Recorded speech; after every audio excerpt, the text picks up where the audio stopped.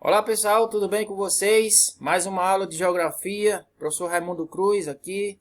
E desta feita para dizer para vocês que na última aula nós dissemos para vocês ali no finzinho da aula que hoje falaríamos sobre a Terra, né, sobre a sua forma e sobre os seus movimentos. Mas ainda não é possível falar desse assunto hoje porque nós precisamos ainda concluir, né, a nossa fala sobre a população brasileira. Nós começamos a aula de número 1 falando um pouco sobre algumas questões da população brasileira e hoje nós precisamos concluir, ok? Então se ajeite aí na sua poltrona, no seu sofá, na sua cama, onde você estiver, na sua cadeira, para mais uma vez você assistir uma porçãozinha aqui da geografia, ok? Convido vocês novamente a ficarem aí atentos, né, com relação às informações, para que a gente possa estar fazendo aí as atividades na sequência das aulas, ok? Então, falamos da população brasileira, né, da população absoluta, na aula passada, falamos da população relativa, falamos da densidade demográfica, falamos também do crescimento vegetativo, né? Dissemos para vocês aí como se faz o cálculo para encontrar a população relativa. E hoje nós vamos falar um pouco sobre a distribuição da população brasileira, né, no território, nesse imenso território, né, de aproximadamente 8.500.000 quilômetros quadrados. Essa é a, a extensão territorial do Brasil, né, aproximadamente, e a distribuição da população brasileira está nesse território em alguns lugares, né, de forma desigual, né? Essa população ela é distribuída de forma desigual no território brasileiro, né? Alguns estados têm pouca gente, né, em relação, isso falando da população relativa, né, ou da quantidade de habitantes por quilômetro quadrado. Em alguns outros estados essa população ela se concentra mais e aí a população relativa aumenta, né? A densidade demográfica aumenta por conta dessa concentração de pessoas em determinados lugares. Então veja bem, essa população ela é desigual no território brasileiro, como já disse, né? Tem maior concentração em algumas áreas, né? Já falei isso também, né? Em alguns estados da região sudeste principalmente, né? Eles têm uma concentração maior de pessoas.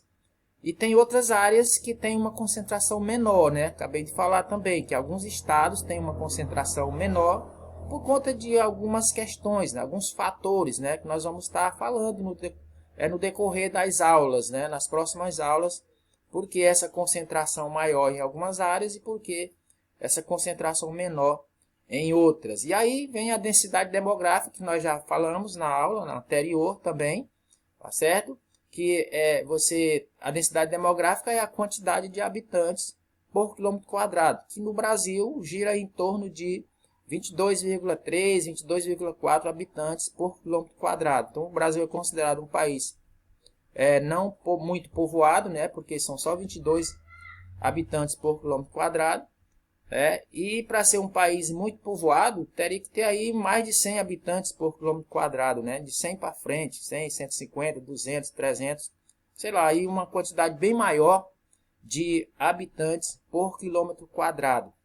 Aí se pega o número de habitantes dividido pela área, né? Isso para encontrar a densidade demográfica, né? Você pega aí os 211 milhões de habitantes, aproximadamente, que tem hoje na população brasileira, divide pela área, né, que são 8.500.000 quilômetros quadrados, e aí você tem a densidade demográfica, ou a população relativa, como você queira aí, né? Ou uma coisa ou a outra, que é a mesma coisa, né?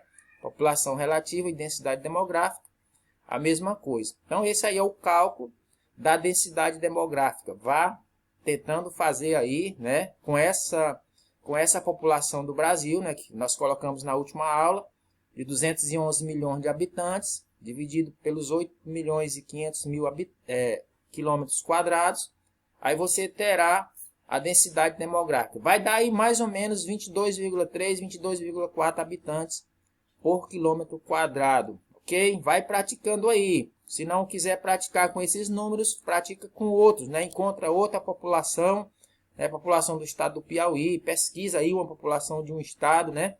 População do Rio de Janeiro, população de São Paulo, e encontra a área desse estado, né?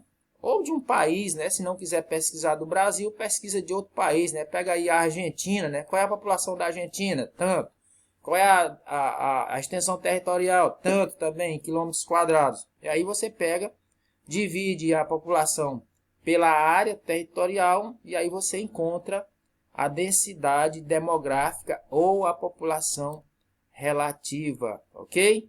Beleza? Vamos para frente.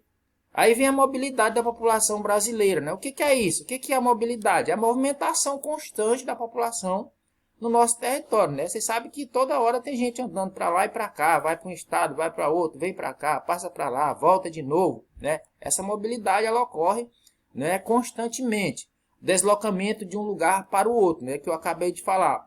Isso, gente, ocorre em razão de alguns objetivos específicos, né? Nós vamos ver aqui alguns objetivos específicos que causam, né, ou é a razão, né, desse vai e vem das pessoas, desse deslocamento de um lugar para o outro, né? Por exemplo, o trabalho, né? A pessoa às vezes não consegue trabalho aqui no nosso estado, aí resolve viajar para um outro estado, né? Vai para São Paulo, vai para o Rio de Janeiro, vai para Santa Catarina, vai para outro país, né? Mas nós estamos falando de população brasileira, então essa mobilidade se refere à população brasileira. Então, trabalhar em outro lugar, esse é um dos objetivos, ou uma das razões, né, de objetivos específicos que causa essa mobilidade da população. Estudar também, olha só. Ah, você só estuda aqui? Não, tem gente que não estuda, estudou aqui, aí depois viaja para outro estado, vai estudar em São Paulo, vai estudar no Rio de Janeiro.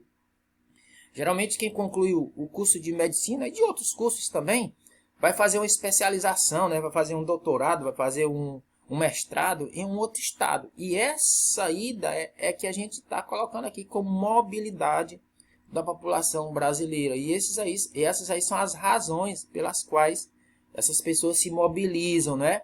Passear. Olha só, se você, se você não trabalha, não vai trabalhar no outro estado, não vai estudar, vai passear. Então, essa é uma outra razão pela qual as pessoas se mobilizam, né?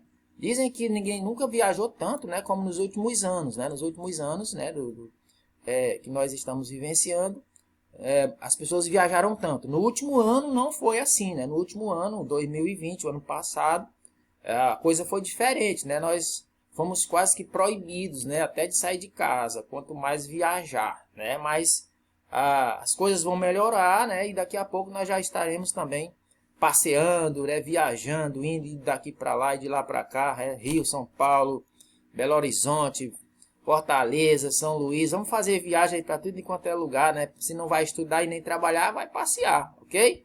Beleza? E a migração faz parte também da mobilidade, né, da população brasileira. Como é que é essa migração? Dentro de um mesmo município, ocorre uma migração, né? Dentro de um mesmo município. As pessoas se deslocam de um lugar para outro aqui, de onde ele está para um outro local dentro do próprio município, né? Por exemplo, eu moro aqui, digamos, em um bairro da minha capital, né? De repente eu vou para um outro bairro, né? Vou para o outro lado da cidade. É uma migração ali de um bairro para outro, né? De um município para outro, partes do país. Você sai de um município, você mora no estado do Maranhão, sai de um município lá do estado do Maranhão, vai para o estado do Rio de Janeiro, ou vem para o estado do Piauí, ou vai para São Paulo, sei lá. É a mobilidade de um município para outras partes do país, né? E a migração interna, deslocamento de uma região com intenção de permanência. Essa é a famosa migração interna, né? Quando você sai de uma região com a intenção de permanência, né? Ou seja, você está da região Nordeste, né? Você mora no estado da região Nordeste, aí você sai dessa região e vai para um outro lugar no Brasil, mas com a intenção de permanência, a migração interna, né? Por que ocorre isso? Porque existe o fator repulsivo, né? O que é isso? Impulsiona a saída das pessoas de sua região. Região Nordeste ocorreu muito isso no passado, né? As pessoas eram quase que obrigadas a sair das suas moradias, dos seus locais, né, onde moravam, por conta de problemas, né, que a gente chama aqui de fator repulsivo, né? Impulsionava a saída das pessoas. A seca do Nordeste era um dos problemas que fazia com que, ainda faz até hoje, né, com que as pessoas saiam das suas casas, dos seus municípios e vá em direção a outro estado, né, buscar uma melhoria de vida para a pessoa e para a família. Fator atrativo, né? Às vezes você está também na sua terra, no seu município, na sua cidade, e aí ocorre um fator atrativo que estimula a migração para determinada região. São Paulo estimulou muito nos anos 70, 80, 90, né? São Paulo e Rio de Janeiro. As pessoas migravam muito para esses estados em busca de melhoria, né, de emprego. Por exemplo, aqui na década de 50 e 1960, o fator repulsivo, longos períodos de seca no Nordeste. Muitos nordestinos migraram para as outras regiões do Brasil, especificamente para a região Sudeste. Acabei de falar, né? Estado de São Paulo, Rio de Janeiro e e Minas Gerais, né? Esses três estados foram os estados marcos, né, do recebimento desses migrantes que saíram da região Nordeste nos anos 50 e nos anos 60. Fator atrativo, estado do Paraná. Caracterizava-se como a fronteira agrícola do Brasil e muitos migraram para esse estado, trabalhar na agricultura no estado do Paraná, com esse fator atrativo aí, não é? Nos anos 50 e nos anos 60. Na década de 1960 e 1970, qual era o fator atrativo? Exploração do ouro e desenvolvimento da agropecuária na floresta amazônica. Então as pessoas migravam para lá em busca desse fator atrativo aí, né, que era a exploração do ouro e o desenvolvimento da agropecuária na floresta amazônica. Na década de 1970 e 1980, nesse período houve uma intensificação do fluxo migratório para as regiões centro-oeste e norte. Qual era o fator atrativo, gente, nessa região, na época? Novas fronteiras agrícolas. Ou seja, as pessoas estão assim explorando algo, eles exploram em algum lugar, daqui a pouco não podem mais, são expulsos às vezes, né? Existe o fator repulsivo, né? E aí eles vão para uma outra região. Foi o que ocorreu aqui, né? Na década de 1960, né? Era no estado do Amazonas, né? Na região amazônica, floresta amazônica, por exemplo. E já na década de 70 e 80, era na região centro-oeste do Brasil, ok? Colocar aqui uma observação, no ano de 1980, somente o estado de São Paulo recebeu cerca de 7 milhões de imigrantes, né? E a mobilidade externa, nós estávamos falando de mobilidade interna. E agora, a mobilidade externa, né? Deslocamento de um país para outro. Pessoas que saem aqui do Brasil e vão para um outro país. São os imigrantes, né? Pessoas que chegam para viver em um país que não é o seu. Então, quando eu saio do Brasil e vou morar ou passear ou andar num outro país aí por algum tempo, né? Sou considerado aí um imigrante. E sou considerado um emigrante a pessoa que, em relação ao seu país de origem, migra espontaneamente para outro país. Quando eu saio do meu país, eu sou um emigrante, né? Quando eu chego lá no outro país, eu sou o imigrante. Imigrante, pessoa que chega, né? Emigrante, pessoa que sai, né? Sai do seu país em direção a um outro país. E a emigração no Brasil? Olha só. Dados do governo brasileiro, no ano de 2015, cerca de 3 milhões de pessoas migraram do nosso país. Fatores responsáveis: dificuldade de ingressar no mercado de trabalho, ok? O mercado de trabalho brasileiro continua, né? Dizem que tem mais de 13 milhões de pessoas sem emprego hoje no Brasil. Então isso faz com que as pessoas comecem a migrar para outros países. Agora, gente, tá ruim em todo lugar no mundo hoje, né? Para todo lugar que você vai, inclusive, tem países fechando, né, as fronteiras para que não chegue gente, inclusive do Brasil, né? A Inglaterra fechou, a Holanda fechou, a Alemanha fechou, que esses países estão todos fechando as fronteiras, estão todos fechando as suas fronteiras para que a gente não se desloque para lá, tá certo? Os baixos salários também no Brasil fazem com que as pessoas corram rumo a esses países. E também a crise econômica vivenciada no Brasil nos últimos anos, e as pessoas migram em busca de melhores condições de vida. Então, gente, eram essas as nossas informações para esse dia, né? Eu espero que vocês tenham apreciado bastante essa aula ainda sobre a população brasileira, né? Convido vocês a ir agora para o grupo, né? Fazerem a atividade que está lá. E após essa atividade, nós estaremos dispensados por hoje, né? Só agora na próxima semana. Tchau, tchau. Bom final de semana para vocês. E até a próxima aula. Ok? Tchau, tchau.